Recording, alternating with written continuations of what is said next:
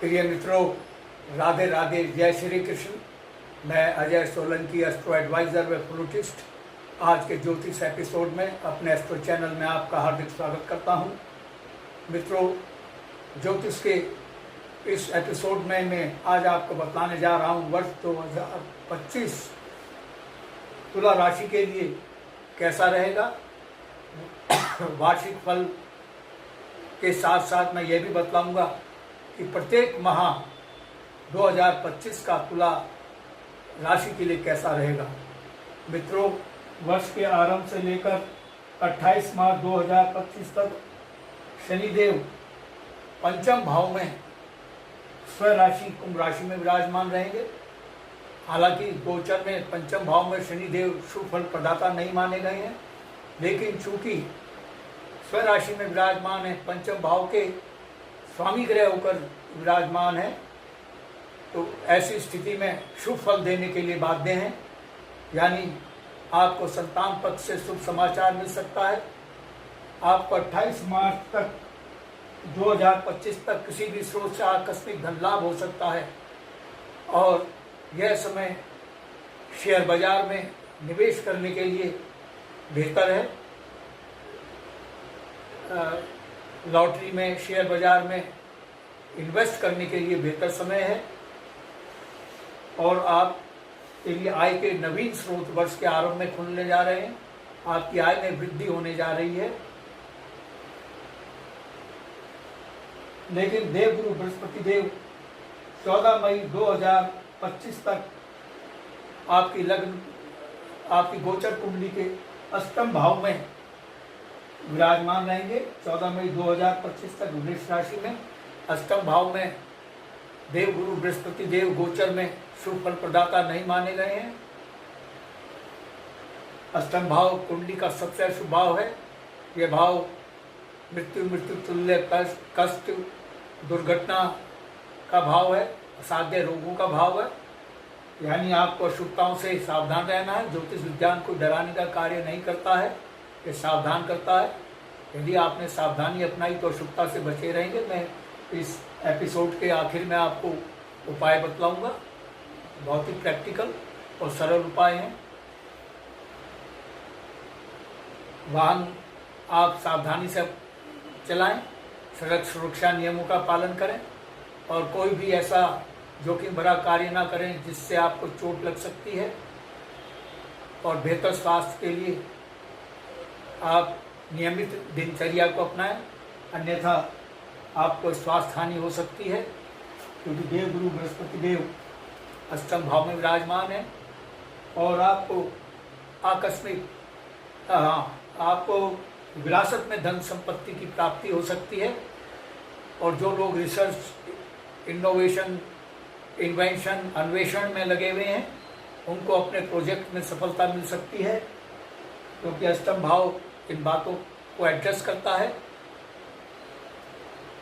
शनिदेव 28 मार्च के बाद यानी 29 मार्च से आगे तक, पूरे वर्ष तक और उससे आगे तक, 2025 तक और उससे आगे तक मीन राशि में विराजमान रहेंगे।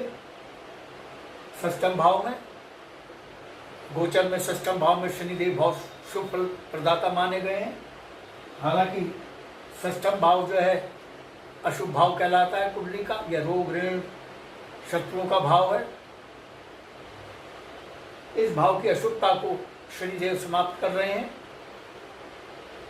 शत्रु आपके सामने टिक नहीं पाएगा। आप एनिमी हंटर कहलाएंगे, शत्रु हंता कहलाएंगे। और जिन जातक जातिकाओं के मुकदमे चल रहे हैं, कोर्ट केसेस चल रहे हैं, तुला राशि के जातक जातिकाओं को, उनको सफलता मिल सकती है। अगर तुला राशि का विवाद कोर्ट में चल रहा है तुला राशि के साथ, तुला राशि के जातिकाओं के साथ, तो विन विन पोजीशन जैसा एग्रीमेंट हो सकता है, सुलहनामा हो सकता है। आपका रुका हुआ, अटका हुआ पैसा वापस होगा। और शनिदेव चूंकि नौकरी के कारक हैं और षष्ठम भाव नौकरी का भाव है, जो जातक जातिकाएं बेरोजगार हैं, नौकरी के लिए प्रयासरत हैं, नौकरी उनको नहीं मिल रही है, 29 मार्च से उनको नौकरी पाने में कामयाबी मिल सकती है, सफलता मिल सकती है। और जो लोग रोगों से पीड़ित हैं तुला राशि के, उनके स्वास्थ्य में वृद्धि हो सकती है, रोगों से उनको छुटकारा मिल सकता है। देवगुरु बृहस्पति देव 15 मई से आगे तक, यानी 2025 तक, इससे भी आगे तक, क्योंकि हम 2025 की बात कर रहे हैं तो 2025 मानिए। देवगुरु बृहस्पति देव 15 मई से 2025 तक नवम भाव में विराजमान रहेंगे। नवम भाव के देवगुरु बृहस्पति देव नैसर्गिक स्वामी कहलाते हैं। जब नैसर्गिक स्वामी ग्रह अपने स्वामित्व वाले भाव में विराजमान होता है तो उसके शुभ फलों में वृद्धि होती है, उसके फलों में वृद्धि होती है। शुभ हो या अशुभ, उसके फलों में वृद्धि होती है। लेकिन चूंकि नवम भाव त्रिकोण का भाव शुभ भाव है, इसके शुभ फलों में भारी वृद्धि हो रही है। नवम भाव भाग्य का भाव है, आपके भाग्य में भारी वृद्धि हो रही है। और देवगुरु बृहस्पति देव चूंकि शिक्षा के कारक रहे हैं, और नवम भाव जो है विदेश का भाव है। जो विद्यार्थी, जो जातक जातिका विदेश में शिक्षा पाना चाहते हैं, उनको विदेश में शिक्षा पाने के योग बन रहे हैं। पिता के स्वास्थ्य में वृद्धि होगी, पिता से बेहतर तालमेल रहेगा, और आपके भाग्य को भारी उछाल मिलेगा, क्योंकि नवम देवगुरु बृहस्पति देव नैसर्गिक स्वामी है, नवम भाव के उसी भाव में विराजमान है। यानी आपके भाग्य में भारी वृद्धि होने जा रही है। भाग्य कदम कदम पर आपका साथ देगा। धार्मिक मांगलिक कार्यों में आपकी रुचि बढ़ेगी और उसमें आपकी प्रतिभागिता होगी। और इसके साथ ही दान पुण्य धर्म धार्मिक कार्यों में आपकी रुचि बढ़ेगी। ये तो मैंने आपको बतलाया आपको वार्षिक फल। आइए अब ये जानते हैं, ये जानिए कि मंथ वाइज 2025 कैसा रहेगा। सूर्यदेव 13 जनवरी तक धनु राशि में विराजमान रहेंगे। धनु राशि ये है, 13 जनवरी तक सूर्यदेव धनु राशि में यानी तृतीय भाव में विराजमान रहेंगे। 13 जनवरी तक यह स्थिति आपके लिए बहुत ही अधिक शुभ स्थिति है। आपके भाग्य में भारी वृद्धि होने जा रही है। भाग्य आपका साथ देगा और आपके रुके हुए अटके हुए जो कार्य हैं वो पूर्ण होंगे, चाहे सरकारी या गैर सरकारी कार्य हैं। रुका हुआ पैसा आपका वापिस होगा और आपके साहस पराक्रम में वृद्धि होगी। आप शत्रुहंता कहलाएंगे, शत्रु आपके पराजित होंगे और छोटी मोटी यात्राओं के योग बन रहे हैं, जो कि बहुत ही लाभकारी साबित होगी आपके लिए। और छोटे भाई बहनों से आपका बेहतर संबंध रहेंगे।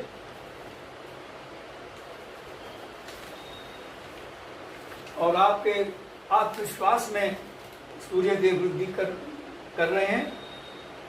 धार्मिक और मांगलिक कार्यों के प्रति आपकी रुचि जागृत होगी और उसमें आप उन कार्यक्रमों में आपकी उपस्थिति दर्ज होगी। सूर्यदेव 14 जनवरी से 12 जनवरी तक मकर राशि में विराजमान होंगे, चतुर्थ भाव में। चतुर्थ भाव में गोचर में सूर्यदेव शुभ फल प्रदाता नहीं माने गए हैं। चतुर्थ भाव में सूर्यदेव जो हैं आपके सुखों में कमी ला सकते हैं। भौतिक सुख सुविधाओं में कमी आ सकती है, माता के स्वास्थ्य में कमी आ सकती है, पिता से आपका वाद विवाद हो सकता है, आर्गूमेंट हो सकता है। मेरा तो यही सुझाव है आपको, पिता से अननेसेसरी आर्गूमेंट ना करें, पिता का सम्मान करें। भगवत गीता में भगवान कृष्ण ने यहाँ तक कहा है, यदि पिता दुराचारी भी है तो संतान का दायित्व है कि वो पिता का सम्मान करे। माता के स्वास्थ्य का ध्यान रखें, क्योंकि माता के स्वास्थ्य में कमी आ सकती है।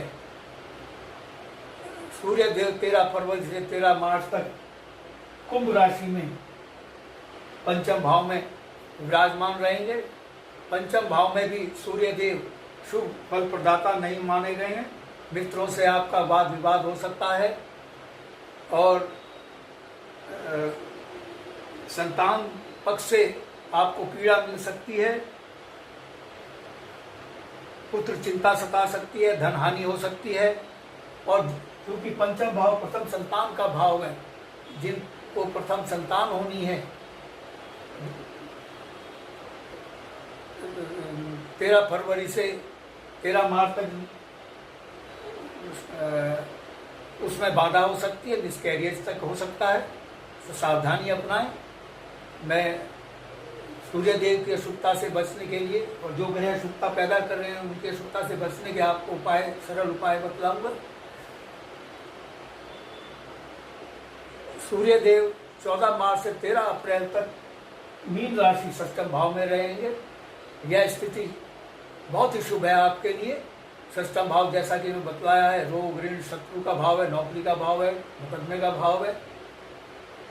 जिन जातक जातिकाओं का वाद कोर्ट में चल रहा है उनको विजय के योग बन रहे हैं, जीत के। तुला राशि की बात कर रहा हूँ, 14 अप्रैल से लेकर 13 अप्रैल के बीच की बात है ये। और जो जातक जातिकाएं बेरोजगार हैं उनको सरकारी नौकरी मिल सकती है 14 से 13 अप्रैल तक, क्योंकि सूर्य देव शासन प्रशासन सरकार हुकूमत का प्रतिनिधित्व करते हैं। षष्ठम भाव नौकरी का भाव है, सरकारी नौकरी के प्रबल योग बन रहे हैं। थोड़ा सा भी कोशिश करेंगे तो आपको सरकारी नौकरी मिल सकती है 14 मार्च से 13 अप्रैल तक। और शत्रु आपके पराजित होंगे, आप एनिमी हंटर कहलाएंगे। शत्रु आपके सामने घुटने टेकेगा, आपके प्रतिस्पर्धी जो राइवल कंपटीटर हैं वो परास्त होंगे। इसके बाद सूर्य देव 14 अप्रैल से 14 मई तक मेष राशि में विराजमान रहेंगे, यानी सप्तम भाव में। सप्तम भाव में गोचर में सूर्य देव शुभ फल प्रदाता नहीं माने गए हैं। सप्तम भाव में आपको व्यर्थ का भ्रमण करना पड़ सकता है। शारीरिक श्रम से आपको थकान और कष्ट हो सकता है, निर्बलता आ सकती है, उदर विकार हो सकता है, पत्नी से भी विवाद हो सकता है और अपयश, आर्थिक तंगी और मानसिक कलेश हो सकता है, क्योंकि सप्तम भाव में गोचर में सूर्य देव शुभ प्रदाता नहीं माने गए हैं। सूर्य देव जो हैं 15 मई से 14 जून तक वृष राशि में अष्टम भाव में विराजमान रहेंगे। अष्टम भाव जैसा कि मैं बतला चुका हूँ, कुंडली का सबसे अशुभ भाव कहलाता है। यह भाव बहुत ही अशुभ है। यह भाव मृत्यु तुल्य कष्ट, रोग, असाध्य रोग, दुर्घटना का भाव है। आपको दुर्घटना से सावधानी अपनानी है। इस 15 मई से 14 जून तक आपको विशेष सावधानी अपनानी है, अन्यथा दुर्घटना का सामना करना पड़ सकता है। ज्योतिष विज्ञान सावधान करता है, यदि सावधानी अपनाई तो अशुभता से बचा जा सकता है, उसकी अशुभता की तीव्रता को कम किया जा सकता है। तो इस दौरान आपको दुर्घटना, रोग, राज्य भय, धन हानि, मन में स्थिरता, नेत्रों से संबंधित कष्ट और गुदा से संबंधित रोग हो सकते हैं, सता सकते हैं। ये है 15 मई से 14 जून तक सावधान रहना है आपको।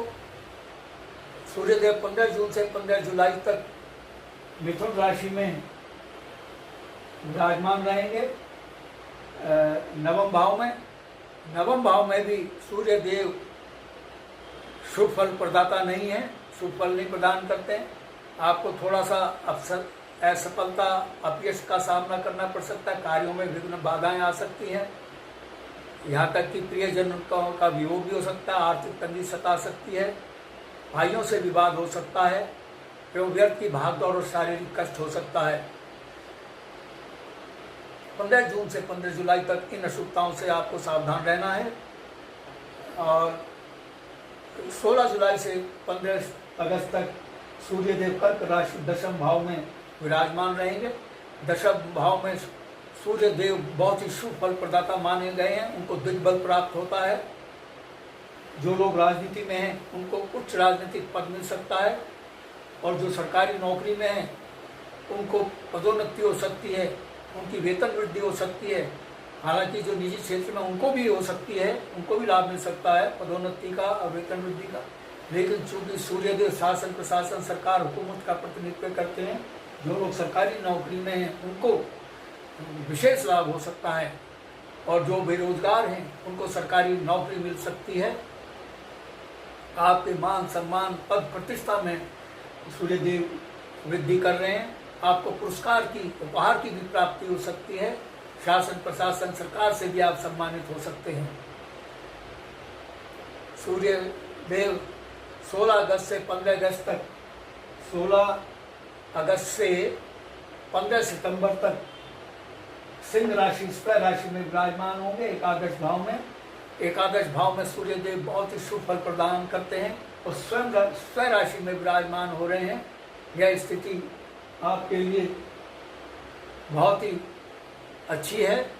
आपकी आय में वृद्धि हो रही है, आपकी आय के नवीन स्रोत खुल रहे हैं, वेतन वृद्धि आपकी हो रही है, नवीन कार्य योजनाएं आरंभ करने के योग बन रहे हैं, और नवीन संबंध लाभकारी संबंध आपके बनने जा रहे हैं। बड़े भाई से आपका बेहतर तालमेल होगा, पड़ोसियों से, मित्र समाज से आपको भरपूर सहयोग मिलेगा, और आपको किसी भी स्रोत से आकस्मिक धन लाभ भी हो सकता है। 16 अगस्त से 15 सितंबर तक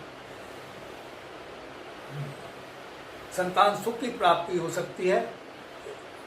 16 अगस्त से 16 अगस्त से 15 सितंबर तक मैं बता रहा हूँ कि आपकी उन्नति या तरक्की का मार्ग प्रशस्त हो रहा है। सूर्यदेव जो हैं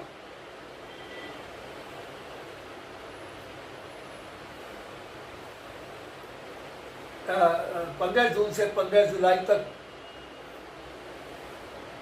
मैं ये सिंह राशि अब कन्या राशि में विराजमान होने जा रहे हैं। सिंह राशि के बाद सूर्यदेव 16 सितंबर से 16 अक्टूबर तक कन्या राशि द्वादश भाव में विराजमान रहेंगे।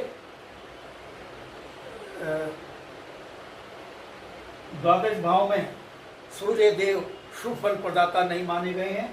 द्वादश भाव अशुभ भाव कहलाता है। यह भाव व्यय का भाव, व्यर्थ की भागदौड़ का भाव कहलाता है। सरकार शासन से दंडित होने का भाव भी कहलाता है। जीव यात्रा का भी भाव कहलाता है। शयन सुख का भी भाव कहलाता है। आपके खर्चों में, अनावश्यक खर्चों में भारी वृद्धि हो सकती है। अपनों से विश्वासघात हो सकता है। नीच संगति से आपको हानि मिल सकती है, और शासन प्रशासन सरकार के कानूनों से आप दंडित हो सकते हैं।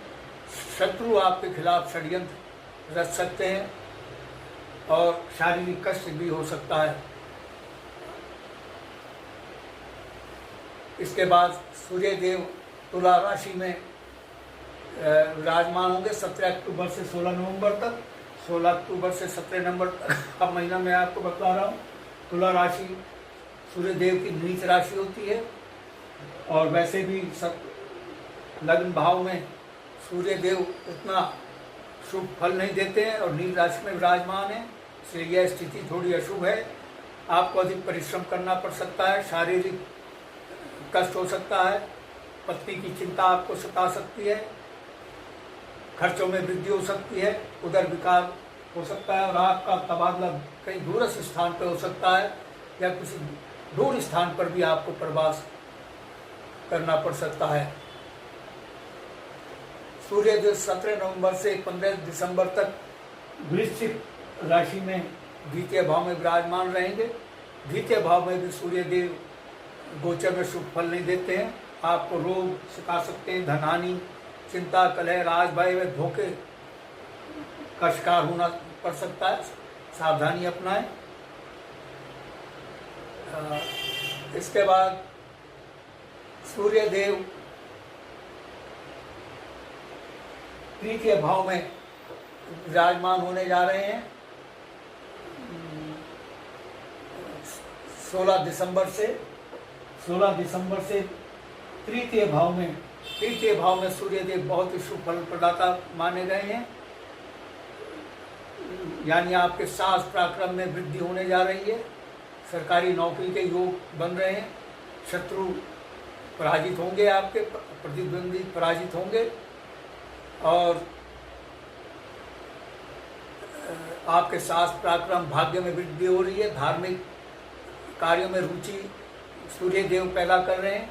मांगलिक उत्सव में उपस्थिति आपकी होने जा रही है। मित्रों, ये तो मैंने बताया आपका वार्षिक फल और उसके बाद प्रत्येक माह कैसा रहेगा। सूर्य देव जो अशुभता पैदा कर रहे हैं, अब मैं आपको बताता हूँ अशुभता से बचने के उपाय। सूर्य देव जो अशुभता पैदा कर रहे हैं, इसका उपाय है रविवार के दिन सूर्य देव के बीज मंत्र का जाप करें। ओम श्री सूर्याय देवाय नमः 11 बार भी कर सकते हैं, 101 बार भी कर सकते हैं। तो और रविवार के दिन गौ माता को दलिए में गुड़ मिलाकर खिलाएं और सूर्य देव को जल चढ़ाएं। तो सूर्य देव जो अशुभता पैदा कर रहे हैं, उसकी तीव्रता में कमी आ सकती है। देवगुरु बृहस्पति देव की अशुभता से बचने के लिए थोड़ी अशुभता देवगुरु बृहस्पति देव पैदा कर रहे हैं। देवगुरु बृहस्पति देव का बीज मंत्र ओम देवगुरु बृहस्पति नमः, ओम बृहस्पति देवाय नमः, बहुत से बीज मंत्र, कोई सा भी एक बीज मंत्र आप ले सकते हैं, उसका जाप करें 108 बार। और बृहस्पतिवार के दिन पीले वस्त्र धारण करें, पीली वस्तुओं का दान करें, जैसे गुड़, पीले चावल, पीली मिठाई इत्यादि। और अपने उनसे बड़ों का सम्मान करें, गुरुजनों का सम्मान करें, तो अशुभता से आप बचे रहेंगे। शनिदेव की अशुभता से बचने के लिए शनिवार को शनि चालीसा का पाठ करें। ओम श्री शनिश्चराय देवाय नमः 108 बार मंत्र का जाप करें और पीपल के वृक्ष पर जल चढ़ाएं, तिल तेल चढ़ाएं, उड़द चढ़ाएं, तो शनिदेव की भी अशुभता से बचा जा सकता है। मित्रों, यदि आपको मेरा ये एपिसोड पसंद आया है, I request you to please subscribe my channel. मैं आपके संज्ञान में लाना चाहूँगा, देश और समाज के लिए मेरी एस्ट्रो सेवा बिल्कुल निःशुल्क है, लेकिन व्यक्तिगत परामर्श निःशुल्क नहीं है। व्यक्तिगत परामर्श के लिए थोड़ा सा शुल्क देना होगा, क्योंकि इस कार्य में समय लगता है, गहन अध्ययन की आवश्यकता होती है, परिश्रम की आवश्यकता होती है, गणना की आवश्यकता होती है। यदि आपके मन में कोई प्रश्न या क्वेरी है तो आप कमेंट बॉक्स में कमेंट कर सकते हैं। यदि आप अपनी लग्न कुंडली या जन्म पत्रिका की एनालिसिस कराना चाहते हैं तो आप अपने प्रश्नों के साथ अपनी बिल्कुल सही जन्म तिथि, जन्म समय, जन्म स्थान मेरे व्हाट्सएप नंबर 9411769698 पर भेज सकते हैं। मैं आपके प्रश्नों का तुरंत उत्तर दूंगा। बस आज इतना ही मित्रों, धन्यवाद। राधे राधे, जय श्री कृष्ण।